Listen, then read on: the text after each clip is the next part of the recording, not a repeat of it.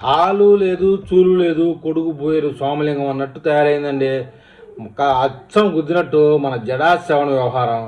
మొన్నటిదాకా ఈ యొక్క రావణ్ జోసఫ్ గాడి వ్యవహారం వెలుగులోకి రాకముందు నేనే deputy CM, Jaganmohan Reddy CM, నేను ఆయన పక్కన కూకొని పనిచేస్తాను, జగన్మోహన్ రెడ్డి కింద కూర్చొని పనిచేయను, పక్కన కూకొని పనిచేస్తాను, కన్ఫామ్గా నేనే డిప్యూటీ సీఎం అని బల్ల గుద్ది చెప్పినవాడు ఇవాళ పక్కన దగ్గర అసలు వైఎస్ఆర్సీపీ పార్టీలో ఆయన పలకరించిన నాదుడే లేడని చెప్తున్నారు. మొత్తానికి జగన్మోహన్ రెడ్డి ఒక పక్క నేను సింహం సింగిలు ఇంకొక పార్టీతో పొత్తు పెట్టుకున్న ప్రసక్తే లేదని ఆయన పబ్లిక్గా చెప్తూ ఉంటే, ఈ మగవాడేమో నేను జైభీం పార్టీ జగన్మోహన్ రెడ్డి పక్కన కలిసి పనిచేస్తాను, కింద పనిచేయను అని చెప్పి ప్రగల్భాలు పలుకుతా చిన్నగా వైఎస్ఆర్సీపీని ఏదో చేస్తామని పోయి ఆ ఏలూరులో గిరిజన క్రైస్తవ సభ పెట్టి డబ్బులు ఇచ్చి కొంతమందిని తీసుకొచ్చి తిట్టిపిచ్చి మొత్తం కథ తలకింది చేశాడండి. ఈయన చేసేదంతా కలిసి వచ్చేంత వరకు జగన్మోహన్ రెడ్డి కలిసి రానిలని ట్రై చేశాడు. జడా సెవెన్ జోసఫ్ అనేవాడిని బాగా బక్రాన్ చేశారు. వాడు తిట్టి ఇంతకాడికి తిట్టలేరు ఏ మనిషి అన్నట్టుగా తిట్టాడు ప్రభుత్వాన్ని, హిందూ దేవతల్ని, అందరినీ. అయితే వాడిని బొక్కల గడకు పంపించారు. 4 కేసుల్లో బెయిల్లు అవి తీసుకొచ్చేటప్పటికి స్వల్ప కేసులు అయ్యేటప్పటికి ఇక నన్ను మించిన మగవాళ్ళు లేడు.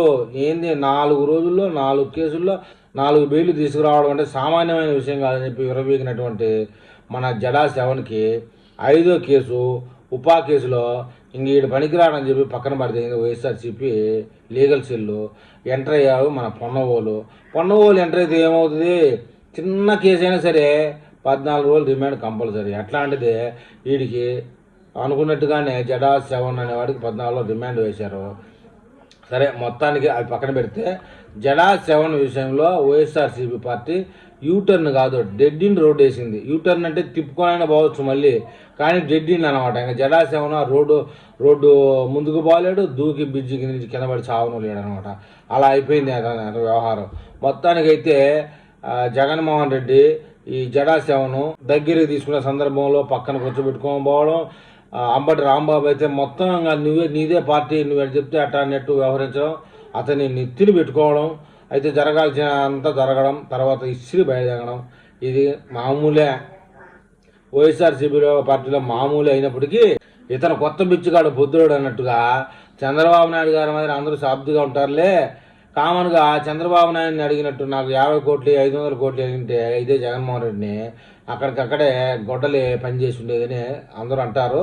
అయితే చంద్రబాబు నాయుడు కాబట్టి నీతో పనికిరాదు పోనా అని చెప్పి సబ్జెక్ట్గా పంపించాడు.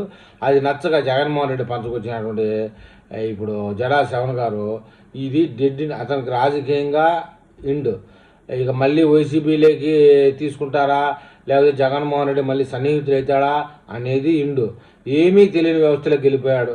పూర్తిగా చెప్పాలంటే నిర్మానుష్యమైనటువంటి వ్యవహారంలోకి వెళ్ళిపోయాడు. జడా సెవెన్ ఇంకా ఏమీ దేకరు, ఏ పార్టీ వాళ్ళు దేకరు. కనీసం బడుగు బలహీన వర్గాల గిరిజన అది చెప్తారు కదా జై భీమ్ అనేది, వాళ్ళు కూడా ఆయన్ని దగ్గరికి రానిచ్చే పార్టీ లేదు.